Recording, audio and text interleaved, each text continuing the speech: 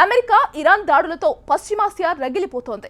ఈ పోరు Saudi Arabia హౌతీలకు హర్మూస్ నుంచి ఎర్ర సముద్రానికి విస్తరించడం మరింత ఉద్రిక్తతలకు దారితీస్తోంది.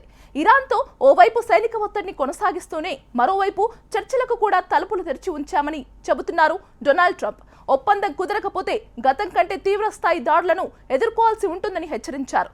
తాము చర్చలకు సిద్ధంగా ఉన్న అమెరికా ఒత్తిళ్లకు తలొగ్గబోమని ఇరాన్ స్పష్టం చేస్తోంది.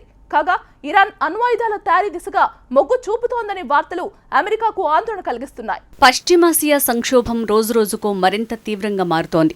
ఇప్పటికే అమెరికా ఇరాన్ ఘర్షణలతో పరిస్థితులు దిగజారుతోంటే మరోవైపు సౌదీ అరేబియా హౌతీ తిరుగుబాటుదారుల మధ్య దాడులు ప్రపంచాన్ని ఆందోళనకు గురిచేస్తున్నాయి. హర్మూజ్లో వాణిజ్య నౌకలపై ఇరాన్ దాడి చేయడంతో గల్ఫ్ ప్రాంతమంతా దద్దరిల్లుతోంది. ఈ క్రమంలోనే ఇరాన్ నుంచి బహ్రెయిన్, కువైట్ దాడుల్ని ఎదుర్కొంటున్నాయి. యుఎస్ బేస్లే లక్ష్యంగా ఈ రెండు దేశాలతో పాటు జోర్డాన్పై ఇరాన్ దాడులు చేసింది. మరోవైపు సౌదీ అరేబియా హౌతీ తిరుగుబాటుదారుల మధ్య ఘర్షణలు తీవ్ర ఆందోళనకు గురిచేస్తున్నాయి. ఇరాన్ మద్దతుగల హౌతీలు ఎర్ర సముద్రంలో దిగ్బంధనాన్ని ప్రకటించి సౌదీ నౌకలపై దాడులు చేశాయి. దాంతో సౌదీ అరేబియా యెమెన్లోని హౌతీ నియంత్రణలో ఉన్న ప్రాంతాలపై తాజాగా వైమానిక దాడులు చేపట్టింది.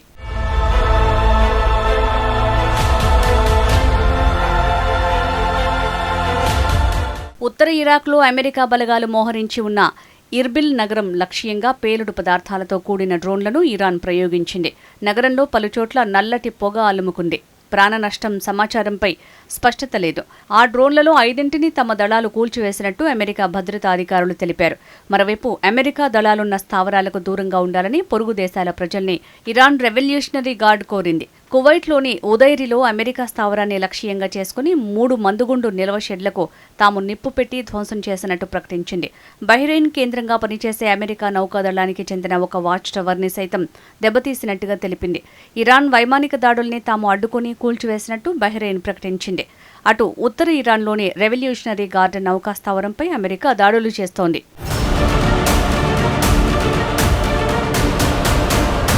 ఇరాన్ గల్ఫ్లోని అమెరికా స్థావరాల మీద దాడుల పేరుతో Saudi Arabia, United Arab Emirates, Qatar, Bahrain, Kuwait దేశాలను టార్గెట్ చేస్తోంది.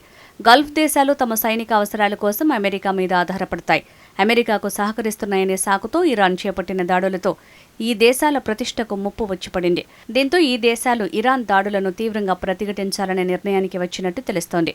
ఈ నేపథ్యంలో జులై ప్రారంభంలో ఇరాన్పై బహ్రెయిన్, కువైట్ తొలిసారి వైమానిక దాడికి దిగినట్టు చెప్తున్నారు. అందుకు యుఏఈ కూడా సహకరించింది. ఇరాన్లోని డ్రోన్ క్షిపణి నిల్వలపై యుఏఈ ఇచ్చిన సమాచారంతో బహ్రెయిన్, కువైట్ యుద్ధ విమానాలతో దాడి చేసినట్టు చెప్తున్నారు.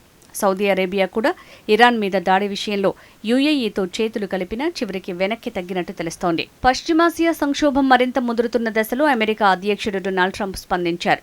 ఇరాన్పై భారీ దాడులకు సంబంధించి ఇంకా తుది నిర్ణయం తీసుకోలేదని తెలిపారు. అయితే తమ సైన్యం మాత్రం పూర్తిగా సిద్ధంగా ఉందన్నారు. ఇరాన్తో ఓవైపు సైనిక ఒత్తిడిని కొనసాగిస్తూనే మరోవైపు చర్చలకు కూడా తలుపులు తెరిచి ఉంచామని వెల్లడించారు. అవసరమైతే భారీ సైనిక చర్యకు వెనకాడబోమని హెచ్చరించారు. ఒప్పందం కుదరకపోతే గతం కంటే తీవ్రస్థాయి దాడులను ఎదుర్కోవాల్సి ఉంటుందని స్పష్టం చేశారు. ఇరాన్కు ఇప్పుడు 2 మార్గాలు మాత్రమే ఉన్నాయి. అమెరికాతో ఒక ఒప్పందానికి రావటం లేదా మరింత తీవ్రస్థాయి సైనిక చర్యల్ని ఎదుర్కోవటం అంటూ కీలక వ్యాఖ్యలు చేశారు.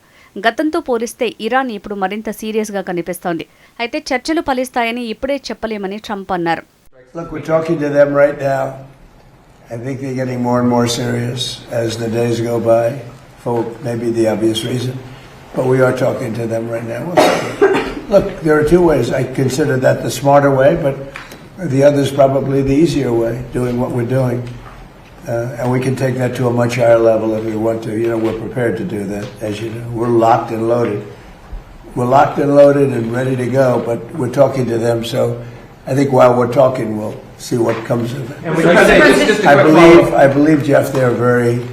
ఇరాన్ మాత్రం తాము అమెరికా ఒత్తిళ్లకు తలొగ్గబోమని స్పష్టం చేసింది. ఒత్తిళ్లతో ఇరాన్ను నియంత్రించలేరని ఆ దేశ విదేశాంగ మంత్రి అబ్బాస్ అరాగ్చి తెలిపారు. చర్చలకు తాము సిద్ధమే అయినప్పటికీ బలవంతపు షరతులను అంగీకరించబోమని పేర్కొన్నారు.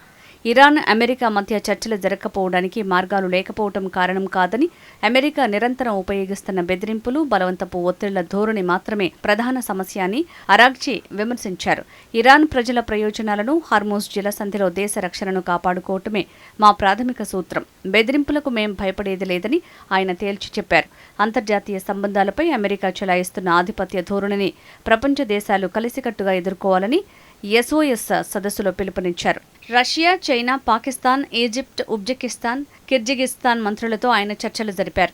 ఇరాన్ అణు కార్యక్రమమే ఈ వివాదానికి ప్రధాన కారణమని అమెరికా అధ్యక్షుడు ట్రంప్ చెబుతున్నారు.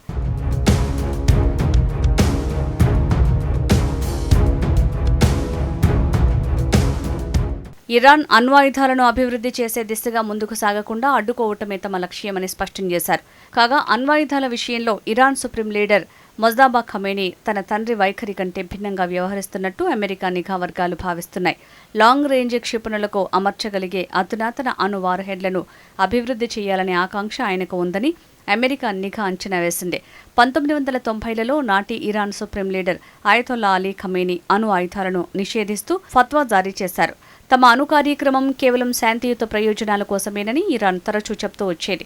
అయితే ప్రస్తుత సుప్రీం లీడర్ మొజ్తబా ఖమేనీ తన తండ్రి ఆలోచన విధానాలకు భిన్నంగా అణు ఆయుధాల తయారీపై మొగ్గు చూపుతున్నారని తెలుస్తోంది.